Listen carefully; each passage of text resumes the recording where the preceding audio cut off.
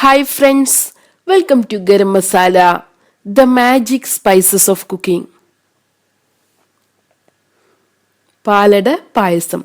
ഇന്ന് നമുക്ക് ടേസ്റ്റി പാലട പായസം എങ്ങനെ തയ്യാറാക്കുന്നതെന്ന് നോക്കാം. ഇതിനു വേണ്ട ചേരുവകൾ: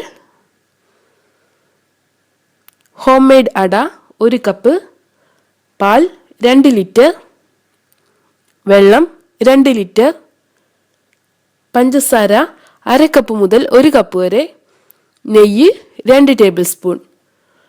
ഓപ്ഷണൽ ഇൻഗ്രീഡിയൻസ്: ഏലക്കാപ്പൊടി 1/2 ടീസ്പൂൺ, റോസ്റ്റ് ചെയ്ത് വെച്ചിട്ടുള്ള cashew nuts 3 tablespoon, raisins 3 tablespoon. ഞാനിവിടെ ഹോം മെയ്ഡ് അടയാണ് പാലട പായസത്തിന് വേണ്ടി എടുത്തിട്ടുള്ളത്. റെഡിമെയ്ഡ് അടയും നമുക്കിതിനു വേണ്ടി ഉപയോഗിക്കാം. റെഡിമെയ്ഡ് അടയാണ് ഉപയോഗിക്കുന്നതെങ്കിൽ അടയെ ആദ്യം വേവിച്ചെടുക്കണം. ഇനി നമുക്ക് പായസം തയ്യാറാക്കാം. നമ്മുടെ പാനിലോട്ട് ആദ്യം നെയ്യ് ഒഴിച്ചു കൊടുക്കാം. നെയ്യ് ചൂടായി വരുമ്പോൾ ഇതിലോട്ട് വെള്ളം ഒഴിച്ചു കൊടുക്കണം. ഇപ്പോൾ നമ്മുടെ വെള്ളം തിളച്ചു വന്നിട്ടുണ്ട്.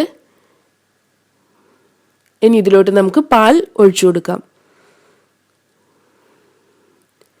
ഈ പാലിനെ നമുക്കൊന്ന് തിളപ്പിച്ചെടുക്കണം. പാൽ വറ്റി പകുതിയാകുന്നത് വരെ ഇതിനെ തിളപ്പിച്ചെടുക്കണം. ലോ ഫ്ലെയിമിലാണ് ഇങ്ങനെ ചെയ്യേണ്ടത്. ഇപ്പോൾ ഏകദേശം നമ്മുടെ പാൽ 2 ലിറ്ററോളം ആയി കുറഞ്ഞിട്ടുണ്ട്. ഇനി നമുക്കിതിലോട്ട് പഞ്ചസാര ചേർത്ത് കൊടുക്കണം. ഇതിനെ നമുക്ക് ഇളക്കി കൊടുക്കാം. ഇതിനെ 1 ലിറ്ററോളം ആക്കി നമുക്ക് വറ്റിച്ചെടുക്കണം. ഇപ്പോൾ നമ്മുടെ പായസം ലൈറ്റ് ബ്രൗൺ നിറമായിട്ടുണ്ട്. ഇനി ഇതിലോട്ട് നമ്മൾ നേരത്തെ വേവിച്ചു വെച്ചിട്ടുള്ള അട ചേർത്ത് കൊടുക്കണം.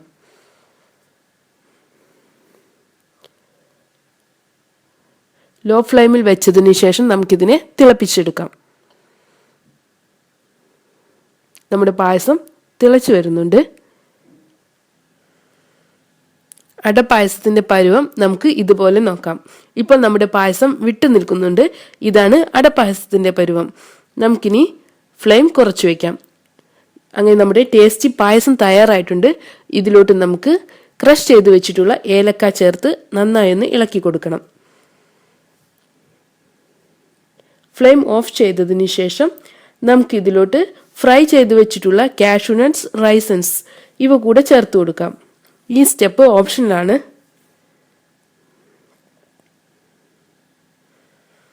നമുക്കിതിനെ 2-3 മിനിറ്റ് കൂടെ ഒന്ന് ഇളക്കി കൊടുക്കണം. അങ്ങനെ നമ്മുടെ ടേസ്റ്റി പാലട പായസം തയ്യാറായിട്ടുണ്ട്. നമുക്കിത് ചൂടോടെ സെർവ് ചെയ്യാം. Thank you.